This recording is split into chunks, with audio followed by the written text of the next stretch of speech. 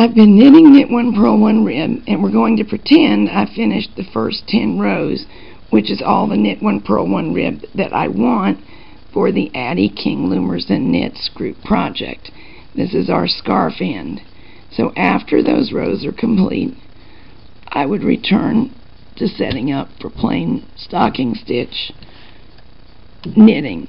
I use the flat stitch as my knit stitch, but we're going to use the single board for any version of knit stitch that you happen to prefer. I don't really have the correct number of stitches on here. It would be 33. But at this point, we would just begin knitting knit stitches, except there is a refinement that will make it easier to do one of the edgings anyhow. I offered a bunch of possible edgings in this pattern.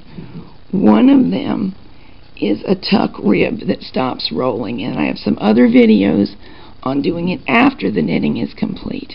But on the loom, it is possible to do it as you work. To do it, I would transfer the 3rd and the 5th stitch to what we're going to call the purl board. Then I would knit up to the proper point, come and wrap this stitch, but don't knit it off. Knit, wrap this stitch, but don't knit it off, and knit the rest of the way across. And this would actually be true on both edges. I'm only going to demonstrate on one, but on both ends you would have the 3rd and the 5th. Okay, there we go. The 3rd and the 5th stitches on what we're going to call the purl board. But I didn't knit them on this row. Those stitches are going to knit off every other row, creating tuck rib. Okay, so we've got a row of plain knit stitches using the U-stitch that I prefer, and I'm going to knit back. This is sort of like half a scarf. We've got the left edge, and we would do the right edge the same way. Alright, I've knitted all the way up to here. Here's my working yarn. Time to wrap the purl side, knit both of these loops over, knit a normal knit stitch on the knit board, wrap the purl board, knit both loops over, and now 2 more knit stitches on the knitting side. This is called tuck rib because 2 things are happening. One thing is that the stitches are reversed from the knit stitches, so they're going to be purl stitches, and that makes them rib.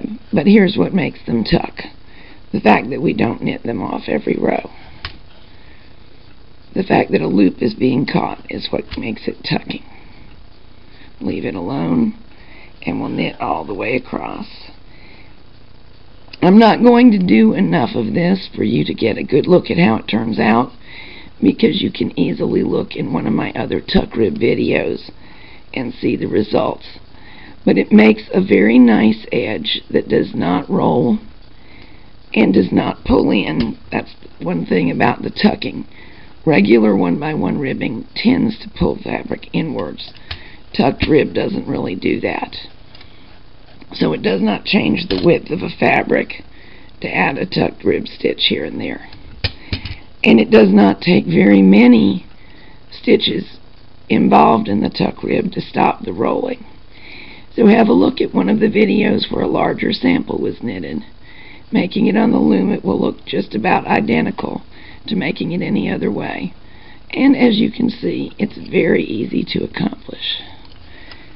Right now we're back to where we knit both of these loops off. So we'll do that. Knit stitch on the other side. Both of those off. And there we go.